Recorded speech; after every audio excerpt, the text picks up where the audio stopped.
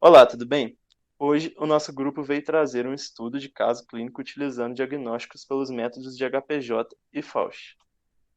Nosso caso clínico aqui, então, a gente tem um paciente que é uma criança de 5 anos de idade com alguns sintomas. Dentre eles, alterações intestinais, incluindo dor e inchaço na barriga, flatulência, com períodos de constipação intestinal e diarreia com fezes amareladas. Outro sintoma foram manchas brancas no rosto. E, além disso, a criança está meio abatida. Nos exames laboratoriais, o método de HPJ constatou a presença de ovos de Ascaris lumbricoides e cistos de Entamoeba coli. No método de Faust, foi constatada a presença de cistos de Giardia lamblia. A hipótese diagnóstica do médico foi de parasitismo causado por Giardia lamblia. Os achados laboratoriais confirmam a presença de cistos de Giardia lamblia, além de identificar ovos de Ascaris lumbricoides e cistos de Entamoeba coli.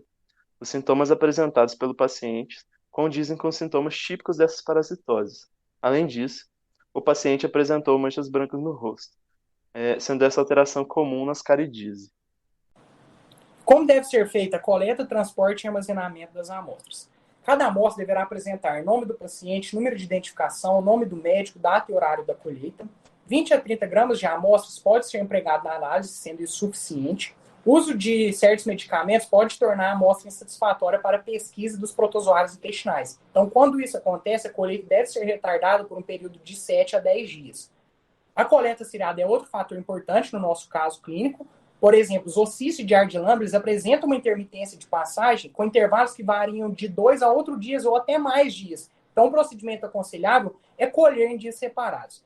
A estabilidade e preservação da amostra fecal, o tempo de exame recomendado para as espécies líquidas é de 30 minutos. Para as amostras pastosas, dentro de 1 hora após a evacuação.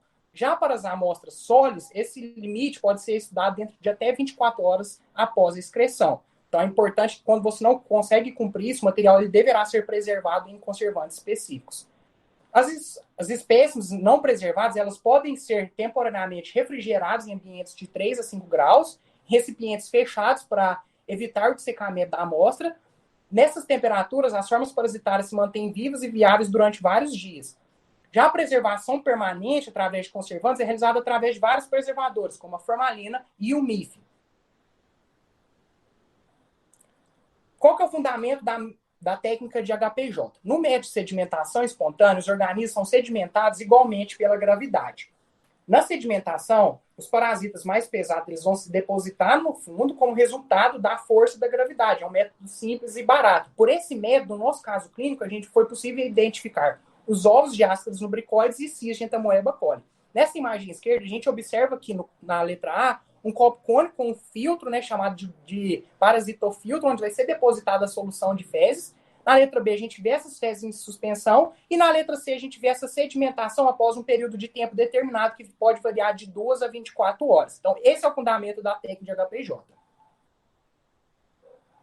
Já na técnica, no método de Faust, fundamenta-se no princípio da diferença de densidade específica entre os ovos de helmintos, cistos e ossícios de protozoários e o reagente utilizado, que nesse caso aqui é uma solução de sulfato de zinco, uma solução mais densa que no caso da água que é utilizada no HPJ.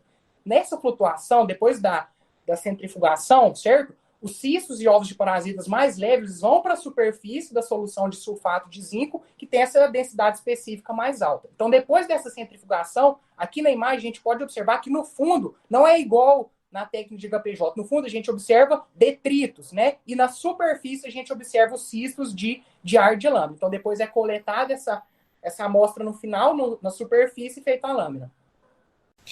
Então, agora eu vou descrever, né, as características que possibilitaram a identificação dos parasitos por causa das diferenças das formas parasitárias. Então, a primeira forma que a gente encontrou no exame do paciente foram os ovos de Ascaris lumbricoides. Esses ovos, eles são da cor castanha, são grandes, ovais e medem cerca de 60 micrômetros de comprimento por 40 de largura. Eles possuem externamente uma membrana mamilonada. Essa membrana confere ao ovo uma grande resistência. Internamente apresentam uma massa de células germinativas e nas fezes frequentemente encontram-se os ovos inférteis, que são alongados. A membrana mamilonada, nesses ovos inférteis, ela é mais delgada e tem o citoplasma granuloso. Os ovos férteis podem se apresentar sem a membrana mamilonada. Aqui nessa imagem a gente vê a ilustração dos ovos de Ascaris, em que na letra A a gente observa o ovo de Ascaris infértil e na letra C o ovo fértil. E a gente pode observar a membrana mamilonada aqui ao redor. Bom, sobre os cistos de Entamoeba coli, eles geralmente são esféricos, eles medem cerca de 20 micrômetros e eles contêm até 8 núcleos. E a membrana, ela mostra-se grosseira e possui grânulos cromáticos irregulares e dispostos sobre ela. Os corpos cromatóides são filamentosos, semelhantes a feixes de agulhas. E esses corpos cromatóides, eles desaparecem dos cistos muito rapidamente. Então, aqui a gente observa a imagem desses cistos. Quando eles são corados na solução de iodo, a gente observa, por exemplo, aqui nessa imagem, que eles podem ter até 8 núcleos. E aqui a gente observa também a membrana grosseira, como eu disse anteriormente. Bom, a gente observou também cistos de Giardia lamblia. Esses cistos, eles são ovais ou elipsoides e eles medem cerca de 15 micrômetros de comprimento por 8 de largura. Eles apresentam uma tonalidade pardacenta, como a gente vê aqui nessa imagem à direita, ou a tonalidade esverdeada, como a gente vê na imagem à esquerda. Eles apresentam uma delicada membrana destacada do citoplasma, como a gente observa aqui, por exemplo. E no interior encontra-se 2 ou 4 núcleos, um número variado de fibrilas axonemas, que coram-se em negro, e de flagelos. Corpos escuros em forma de meia-lua situados no polo oposto aos núcleos. Aqui a gente observa, então, por exemplo, 4 núcleos dentro desse cisto. Agora eu vou apresentar o laudo do exame do nosso caso clínico. Esse laudo ele é amparado pela RDC 302 de 2005, que regula sobre o funcionamento de laboratórios clínicos. Na parte superior aqui do laudo, a gente tem informações sobre o laboratório, sobre o responsável técnico, sobre o paciente e sobre a data de coleta, por exemplo, que foi feita uma coleta seriada, né? O material utilizado foram as fezes, o método utilizado foi o HPJ e o Fauch por microscopia óptica. Os resultados estão apresentados aqui também, onde na análise macroscópica foi observada que as amostras tinham consistência líquida, coloração amarela e tinha ausência de muco e sangue. Já na análise microscópica foi observada a presença de ovos de Ascaris lumbricoides e a presença de cistos de Entamoeba coli, ambos pelo método HPJ. Também teve a presença de cistos de Giardia lamblia, observados pelo método de Fauch, e não foram vistos larvas de parasitos.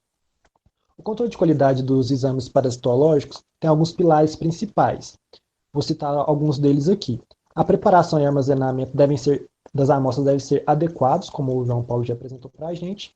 Os reagentes devem ser validados constantemente, né, os reagentes específicos de cada teste. Os equipamentos devem ser constantemente monitorados e calibrados. A equipe técnica deve ser treinada periodicamente e também deve sempre estar à disposição para consulta no laboratório materiais de referência de qualidade, como manuais, atlas e artigos, por exemplo.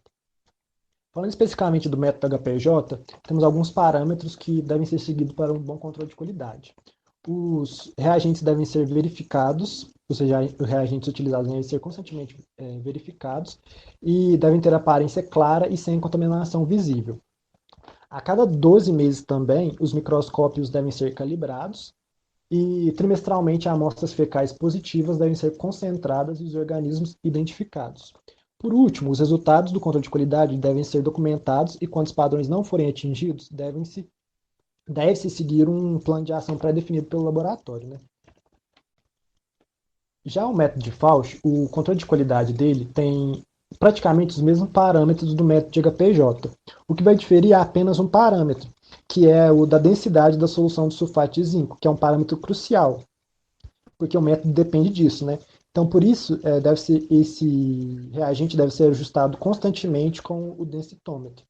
E, por fim, também, esses resultados do controle de qualidade devem ser documentados e, quando tiver alguma coisa fora do padrão, deve seguir o plano de ação pré-definido pelo laboratório. Aqui finalizamos a nossa apresentação, estão aqui as nossas referências. Eu agradeço pela atenção.